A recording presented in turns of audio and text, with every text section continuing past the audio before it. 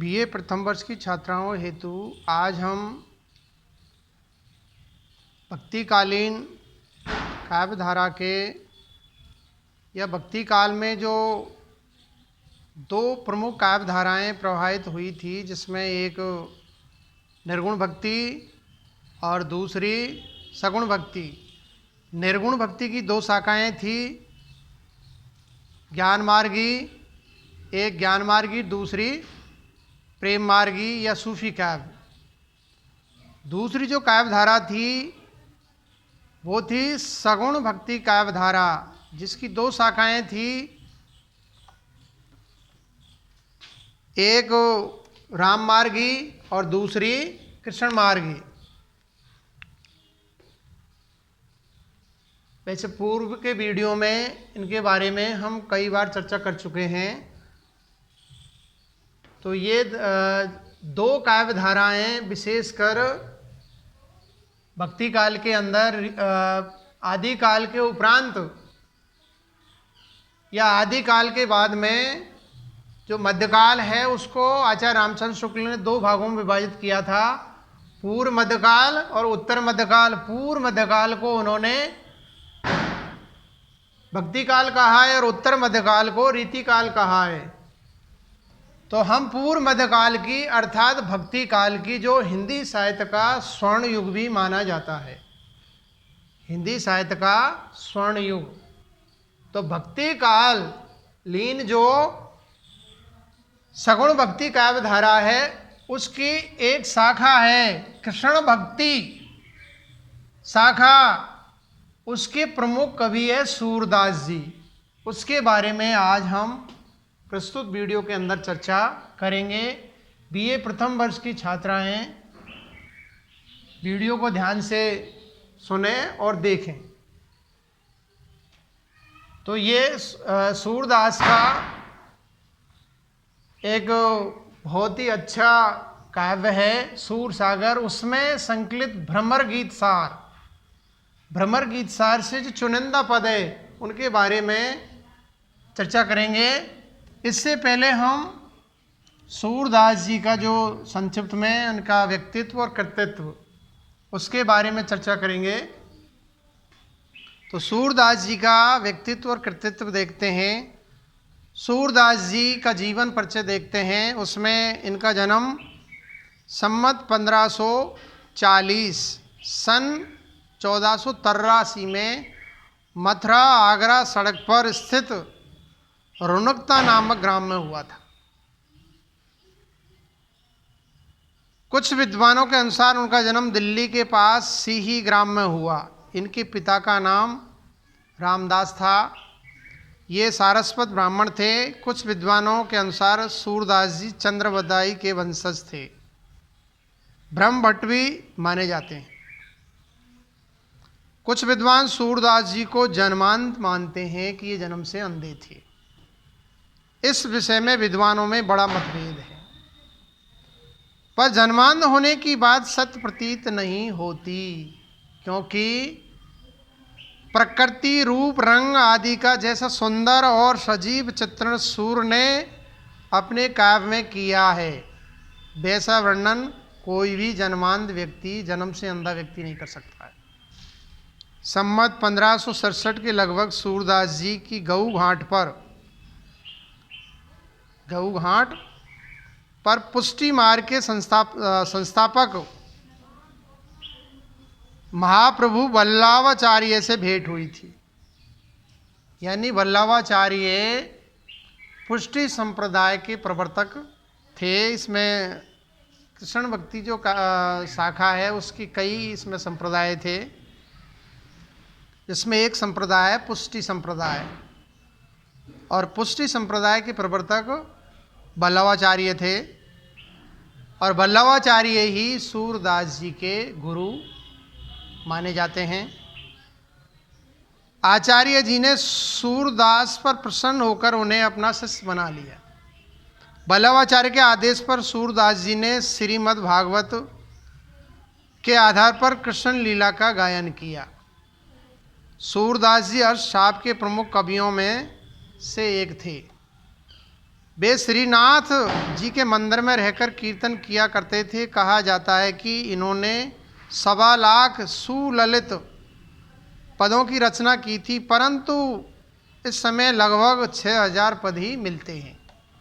जनश्रुति के अनुसार महात्मा सूरदास ने सम्मत 1620 यानी 1563 ईस्वी में पारसोली नामक ग्राम में महाप्रभु वल्लभाचार्य के सुयोग्य पुत्र स्वामी विट्ठलनाथ जी की उपस्थिति में खंजन नयन रूप रस माते गीत को गाते गाते गोलोक प्रस्थान किया। यानी सूरदास जी का निधन देहावसान 1620 यानी सम्मत 1620 या 1563 ईस्वी में पारसोली नामक ग्राम में हुआ था। सूरदास जी द्वारा रचित मूलतः 5 ग्रंथ बताए गए हैं, जिसमें सूरसागर, सूरसारावली, साहित्य लहरी, नल दमयंती और व्यालो। इनमें से पिछले 2 ग्रंथ अप्राप्य है और उनके सुरचित होने में संदेह है, जैसे नल दमयंती और व्यालो। सूरसागर ब्रज भाषा का सबसे महान मुक्तक काव्य ग्रंथ है, जो गीति काव्य में है। इस ग्रंथ में या इस ग्रंथ की कथा श्रीमद्भागवत से ली गई है। कृष्ण लीला के विभिन्न प्रसंगों को लेकर इसकी रचना हुई है। सूरसारावली एक प्रकार से सूरसागर का सारांश है। कुछ विद्वान इसे स्वतंत्र ग्रंथ मानते हैं। इसके पदों में साहित्यिक गुणों का अभाव है, वे नीरस है। साहित्य लहरी में दृष्टिकूट पदों का संग्रह है। नायक नायिका भेद, अलंकार, रस निरूपण की और इसमें विशेष ध्यान दिया गया है। कविवर सूरदास ने अपने काव्य में श्री कृष्ण की बाल लीला, प्रेम लीला, उनके ईश्वरीय स्वरूप का सुंदर वर्णन किया है।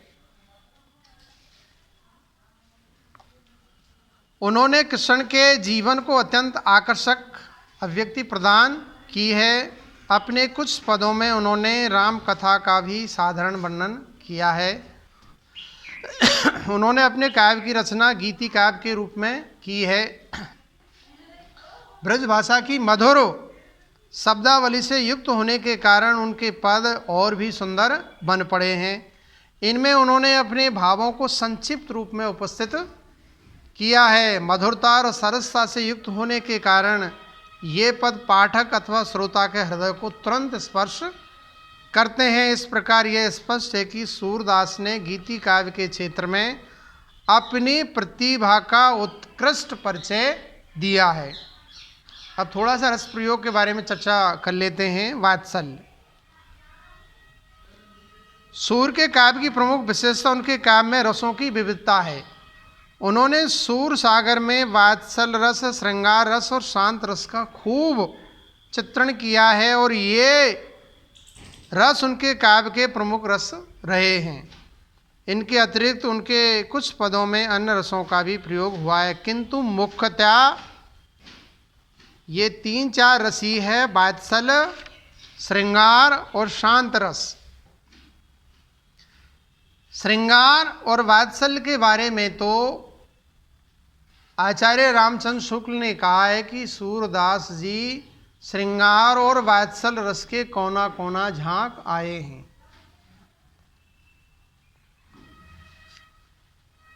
शांत रस का, इनकी जो विनय के पदों में शांत रस का बहुत ही सुंदर प्रयोग हुआ है। एक पद विनय भाव का हम देखते हैं, एक पद श्रृंगार का देखते हैं। अखियाँ, श्रृंगार रस का एक पद देखिए: अखियाँ हरि दर्शन की भूखी, कैसे रहे रूप रस राची, ये बतिया सुन रूकी, अवधि गनत इक टगमग जोवत, तब एतई नहीं सूखी, अब इन जोग संदेशन ऊधो, अति अकुलानु दुखी, बारक भय मुखो फिर दिखाओ, धुई पे पिबत पतूखी, सूर सकत हटी नाव चलायो, ये सरता है सूखी। एक हम सांतरस का देखते हैं उदाहरण। चरण कमल बंदो हरे राई, जाकी कृपा पंगु गिर लंगे, अंधे को सब कुछ दर्शाई, बहिरो सुने मूक पुन बोले, रंग चले सिर छत्र धराई, सूरदास स्वामी करुणा में बार बार बंदोती पाई। तो सूरदास ने सगुण भक्ति और श्री कृष्ण का चरित्र चित्रण, प्रकृति का भी सुंदर चित्रण किया है और गीति काव्य का इनके कृतियों में अच्छा प्रयोग हुआ है। इनका संपूर्ण साहित्य गीति काव्य में है। इनकी भाषा सहज और सरल है और मधुर ब्रज भाषा का चित्रण हुआ है। इस प्रकार यह स्पष्ट है कि कविवर सूरदास ने कृष्ण भक्ति को लेकर श्रेष्ठ काव्य की रचना की है। अष्टछाप के सर्वश्रेष्ठ कवि होने के अतिरिक्त में हिंदी के कृष्ण काव्य के भी सर्वप्रमुख कवि हैं। कृष्ण काव्य के भी इनसे अच्छे कोई कवि नहीं हो सकते हैं। उन्होंने अपने काव्य में श्री कृष्ण के जीवन का इतने सुंदर रूप में समावेश किया है कि उनके बाद के कृष्ण भक्त कवि उनसे प्रभावित हुए बिना नहीं रह सके। उनके लिए कहा भी गया है, सूर सूर तुलसी शशि उड़गन केशवदास, अब के कवि खगदोत समझे ते करत प्रकाश। अब हम पाठ्यक्रम में सूरदास के जो सूर सागर है उसमें संकलित भ्रमर गीत सार है, उससे चुनिंदा पद हैं, उसके बारे में संक्षिप्त में काव्यांश परिचय देखते हैं। पाठ्य पुस्तक में सूरदास के भ्रमर गीत से 20 पद संकलित है। 20 पद लिए गए हैं जो चुनिंदा पद है। इनकी हम सप्रसंग व्याख्या करेंगे। भ्रमर गीत के उक्त पदों में वाग विदग्धा, वाग वैचित्र्य, भावुकता और विरह विदग्धा हृदय ग्राही है। इन पदों में गोपियों का कृष्ण के प्रति अटूट प्रेम है, उसको कोई तोड़ नहीं सकता है। गोपियों ने अपनी तार्किकता से निर्गुण का खंडन और सगुण का मंडन, ज्ञान पर भक्ति की विजय स्थापित कर ज्ञानी उद्धव को अपने में एकाकार किया है। संकलित पाठ में उद्धव ये मन निश्चय जानो, उद्धव वेगे ही ब्रज जाओ, नी के रहियो जसमत मैया पदों में श्री कृष्ण अपने सखा उद्धव को ब्रज में भेजते हैं। प्रथम पद में श्री कृष्ण उद्धव के ब्रह्म ज्ञान अर्थात निर्गुण ज्ञान को गोपियों तक पहुंचाने का या पहुंचाने के लिए कहते हैं।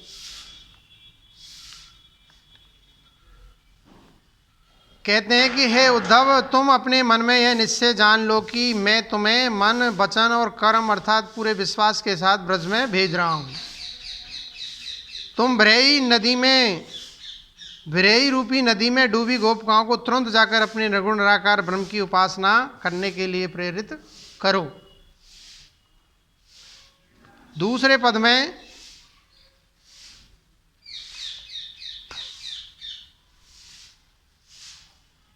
श्री कृष्ण कहते हैं कि हे साधु स्वभाव वाले चतुर उद्धव, तुम इस बात को भी भली भांति जानते हो कि गोपियाँ मेरे बिना नहीं रह सकती। जैसे बिना जल के मछली, नीके रहियो जसमत मैया पद में श्री कृष्ण उद्धव को यह भी संदेश प्रेषित करते हुए कहते हैं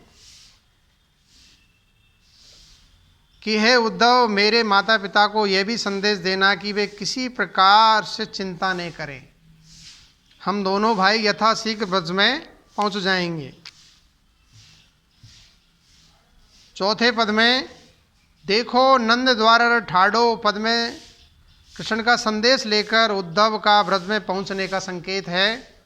लेकिन गोपियों को शंका है कि कहीं अक्रूर जी दोबारा तो नहीं आए हैं जो हमारे ऊपर कृपा करेंगे। इतने में गोपियों को श्री कृष्ण के परम मित्र उद्धव के दर्शन हुए। सूरदास जी कहते हैं कि इस मिलन से गोपियों को उसी प्रकार सुख मिला जिस प्रकार पानी बिना मछली को पुनः जल प्राप्त होता है। पाठ के अन्य सभी पद उद्धव गोपी संवाद के हैं।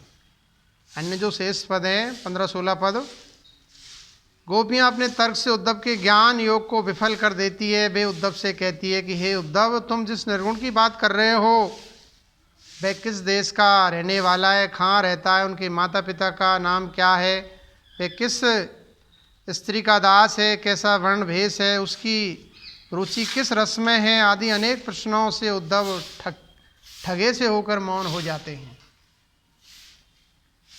उनका सारा ब्रह्म ज्ञान नष्ट हो जाता है। पाठ के अंतिम पद, ऊधो मन नहीं हाथ हमारे, में गोपियों ने मन की विशेषता को व्यक्त किया है।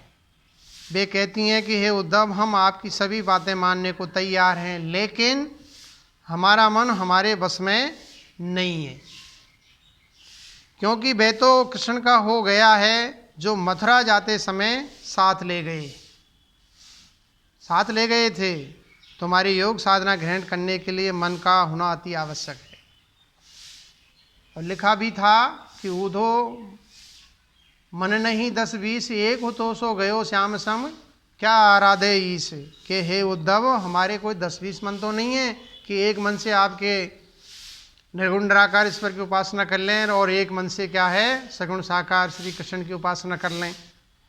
एक मन था जो श्री कृष्ण ले गए और मथुरा में जा बैठे।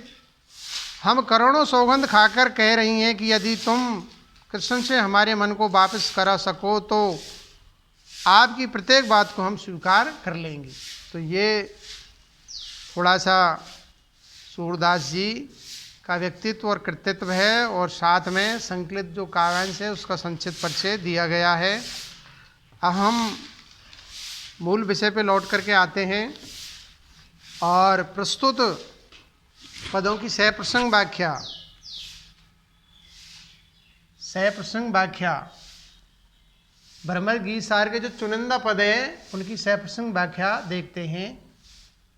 और व्याख्या के अंदर इन 4 चीज़ों का हर समय ध्यान रखना है छात्राओं को। संदर्भ, प्रसंग, भावार्थ और काव्य सौंदर्य, इन 4 चीज़ों का हर समय प्रत्येक व्याख्या करने से पहले इनका ध्यान रखना अति आवश्यक है। संदर्भों के बारे में मैं पिछले वीडियो में भी बता चुका हूँ, लेकिन पुनः मैं दोहराता हूँ कि संदर्भ जो आपका पद्यांश गद्यांश होता है, प्रस्तुत पदावतरण गदावतरण होता है, वो उससे थोड़ा दूर होता है। और इसके अंदर प्रस्तुत काव्यांश गद्यावतरण पदावतरण कहाँ से, किस पुस्तक से, किस खंडकाव्य, गीतिकाव्य, महाकाव्य या नाटक निबंध कहाँ से ये लिया गया है, उद्धृत है अवतृत है, ये प्राय पूछा जाता है संदर्भ के अंदर, और लिखना बहुत आवश्यक है। प्रसंग प्रस्तुत पद्यांश गद्यांश में कवि लेखक क्या प्रस्तुत कर रहा है, क्या बात कहना चाहता है, उसका इसमें प्रसंग होता है, ये पद्यांश के अटैच होता है। भावार्थ सरल अर्थ, हर समय व्याख्या है कठिनता से सरलता की ओर अग्रसर होती है। इसमें उसका भाष्य, टीका या सरल अर्थ किया जाता है, जिसको साहित्य के विद्यार्थियों के अलावा अन्य विद्यार्थी भी जिसका लाभ उठा सकते हैं। और अगला अंतिम चौथा जो सोपान है, ये 4 सोपान है। संदर्भ पहला, दूसरा प्रसंग, तीसरा भावार्थ और चौथा काव्य सौंदर्य। काव्य सौंदर्य में प्रस्तुत पद्यांश की भाषा शैली, इसमें काव्य शास्त्रीय किन किन चीज़ों का प्रयोग हुआ है, जैसे काव्य के तत्व है, काव्य गुण है, काव्य दोष है, छंद है, अलंकार है, इसकी भाषा शैली है, इसके बारे में विस्तृत रूप से हम लिख सकते हैं और लिखना चाहिए, क्योंकि हर इन सोपानों के अलग अलग अंक होते हैं। जैसे 10 नंबर की है संपूर्ण व्याख्या, तो 10 में 1 नंबर का संदर्भ, 1 नंबर का प्रसंग, 6 नंबर का भावार्थ और 2 नंबर का काव्य सौंदर्य। इस प्रकार से ये 10 अंक होते हैं। तो ये 4 अंक हम सहज रूप से ला सकते हैं, आसानी से, सरलता से। और बाकी थोड़ी सी हमें कसरत करनी पड़ती है 6 अंक में। तो 6 में से यदि 4 भी आ जाते हैं तो फिर भी हमारे 7-8 अंक 10 में से आराम से व्याख्या में आ सकते हैं। अब हम पहला पद, भ्रमर गीत सार का पहला जो चुनिंदा पद है, उद्धव ये मन निश्चय जानो, मन क्रम बच में तुम्हें पटावत ब्रज को तुरत पलानो। पूर्ण ब्रह्म सकल अविनाशी ताके तुम हो ज्ञाता, रेख न रूप जाति कुल नाही जाके नहीं पितुमाता। ये मत दे गोपिन कहु आवऊ, बिरह नदी में भासित,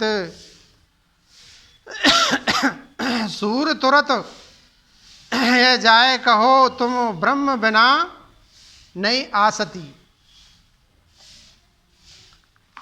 प्रस्तुत पद्यावतरण का या पद का, इसका हम पहले संदर्भ देखते हैं। तो प्रस्तुत अवतरण या पद्यावतरण या काव्यांश या पद्य पंक्ति हमारी पाठ पुस्तक रीतिकालीन काव्य ना और शौरी काव्यकरण, हमारी जो पाठ्य पुस्तक है काव्यकरण, जिसमें आदिकाल और भक्ति काल के प्रमुख कवि हैं, उनका ये संकलन है और इसके संपादक है अशोक कुमार गुप्ता। तो प्रस्तुत पद्यांश हमारी पाठ्य पुस्तक काव्यकरण जो बीए प्रथम वर्ष की छात्राओं हेतु संकलित किया गया है, हिंदी साहित्य की जो छात्राएं उनके लिए ये संकलित किया गया है, उसमें संकलित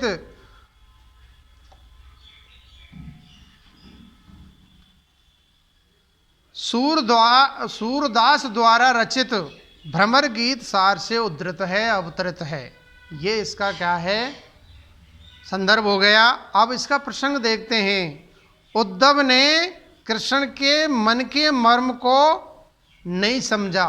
उद्धव ने प्रस्तुत पद्यांश के अंदर कवि कहना चाहता है कि उद्धव ने कृष्ण के मन के मर्म को नहीं समझा और बार बार जब ब्रह्म की महत्ता का ही वखान किया तो कृष्ण कहने लगे कि आप क्या है, ब्रज क्षेत्र में जाकर के गोपियों से मिलकर के आओ, तब आपको पता चलेगा कि मेरे प्रति गोपिकाओं की किस प्रकार की क्या है आस्था है, उनकी प्रेम है, वो आप खुद निहार करके देख करके आओ, तब पता चलेगा।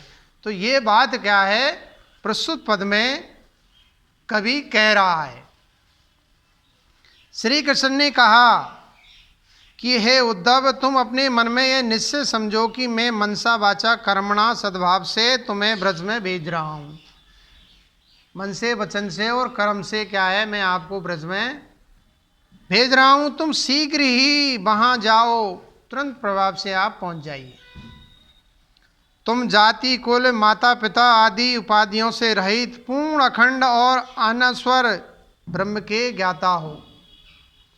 तुम अपना ये ज्ञान गोपियों को सिखाओ, उनको प्रबोध दो, ज्ञान दो, निर्गुण निराकार ईश्वर की उपासना के लिए उनसे जाकर के कहो, क्योंकि वे बेचारी विरह रूपी नदी में डूब रही है, विरह के सागर में या नदी में डूब रही है। जब मैं पुरुष होकर प्रेम के कारण इतना अधीर हूँ तो वे तो बेचारी स्त्रियां हैं, उनकी क्या मनोदशा होगी, इसका अनुमान आप लगाइए। सूर कहते हैं कि कृष्ण ने उद्धव से कहा कि तुम जल्दी ही उन्हें जाकर ये उपदेश दो कि बिना भ्रम के मुक्ति नहीं होती है। मुक्ति के लिए क्या है, हमें ब्रह्म की उपासना, उसकी साधना, उसकी वंदना करनी होती है।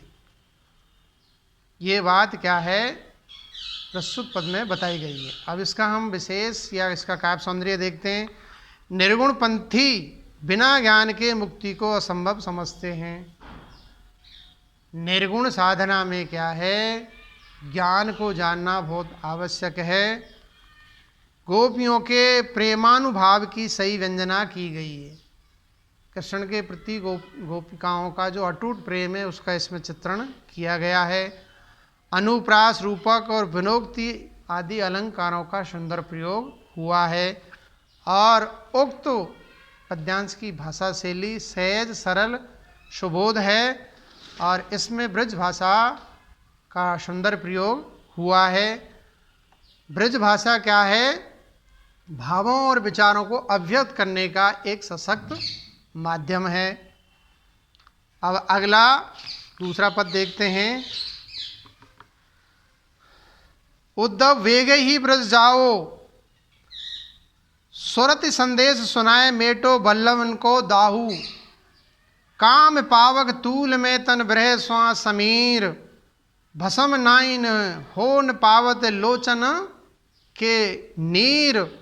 अजो लो यदि भांत हवे है, कछुक सजग शरीर। इते पर बिनु समाधाने, क्यों धरे तिये धीर।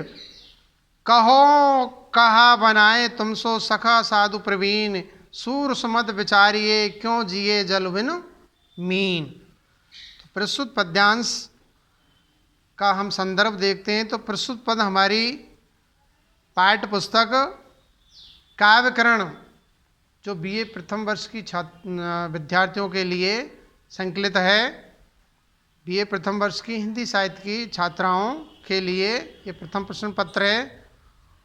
उसमें संकलित सूरदास द्वारा रचित भ्रमर गीत सार से उद्धृत है। अब देखते हैं प्रसंग।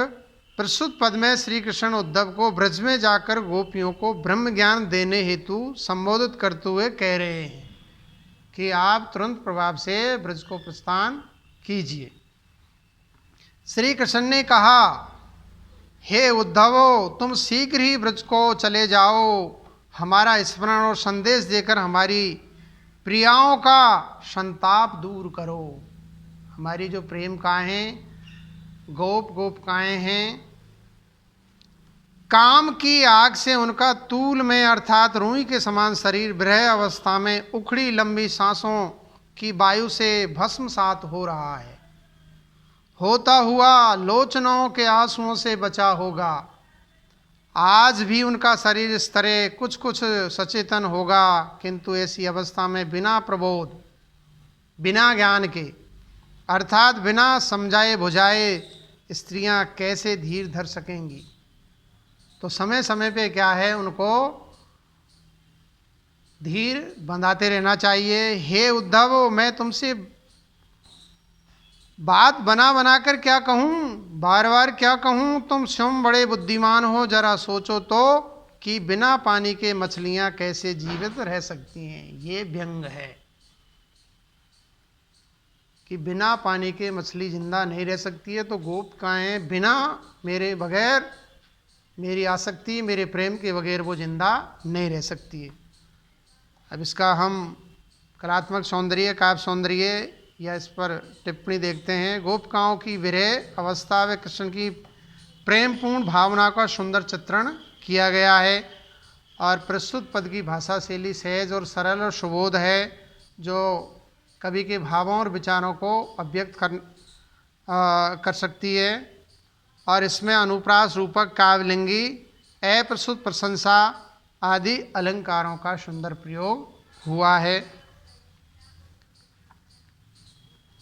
एक पद और देखते हैं। नीके रहियो जसमत मैया, आवेंगे दिन 4-5 में हम हल्लर दो भैया। जादनते हम तुमते बिछुरे, काउन कयो कन्हैया। कबऊ प्रात ने कियो कलेवा, सांझ ने पीनी धैया। बंसी बेनो समारी राखियो, अवेर सवेरो। मति ले जाए चुराए राधिका, कछु खिलौनो मेरो। कहियो जाए नंदबा वासो, निपट बिठुर जियकीनो। सूर श्याम पहुँचाए मधुपुरी, भौर संदेश ने लीनो। प्रस्तुत पद्यांश का संदर्भ देखते हैं। प्रस्तुत अवतरण हमारी पाठ्य पुस्तक काव्यकरण, जिसके संपादक डॉक्टर अशोक कुमार गुप्ता हैं, उसमें संकलित सूरदास द्वारा रचित भ्रमर गीत सार से अवतरित है, उद्धृत है, लिया गया है। प्रसंग इस पद में कृष्ण उद्धव को समझाते हुए कह रहे हैं कि देखो यशोदा मैया से जाकर कहना कि वे अच्छी तरह से रहें। इस पद में इसी का वर्णन किया गया है कि वो अच्छी तरह से रहो, मैं यहाँ मंगल कुशल हूँ, यहाँ कुशल सब भांत सुआए भां कुशल राखे रघु राई। तो कहने का तात्पर्य मैं यहाँ अच्छी तरह से हूँ और वहाँ के जो समाचार है वो लेके आइए। हे यशोदा माता तुम अच्छी तरह से रहना। प्रस्तुत पद में कवि कह रहे हैं कि हे यशोदा माता तुम अच्छी तरह से रहना। 4-5 दिन में हम और हल्दर बलराम दोनों भाई आएंगे।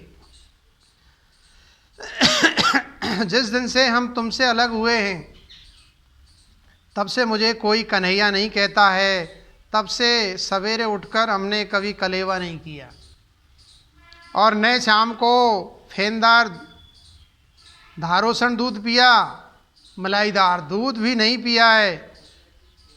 नौई भेंत सिंह का बाजा बांसुरी तथा मेरे कुछ अन्य खिलों को राधा अवेर सवेर चुरा नहीं ले जाए। मुझे डर है कि राधा कहीं मेरे खिलौनों को जिनसे मैं खेलता था उनको चुरा नहीं ले।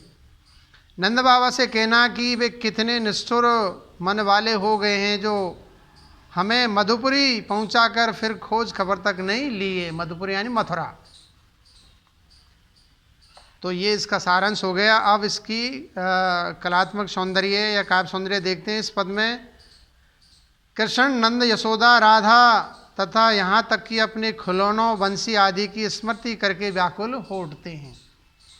नंद यशोदा के उपेक्षापूर्ण से लगने वाले व्यवहार के कारण कृष्ण अत्यधिक क्षुभित और दुखी है। बाल्यावस्था की मधुर रसभीनी स्मृतियाँ कृष्ण को रह रह कर व्याकुल करती रहती है। प्रस्तुत पद्यांश की भाषा शैली सहज और सरल है, जो कवि के भावों और विचारों को अभिव्यक्त करने में सशक्त है, समर्थ है। प्रस्तुत उक्त पद्यांश में अनुप्रास और संदेह आदि अलंकारों का प्रयोग हुआ है। आज इतना ही और हम अगले वीडियो में चर्चा करेंगे। धन्यवाद।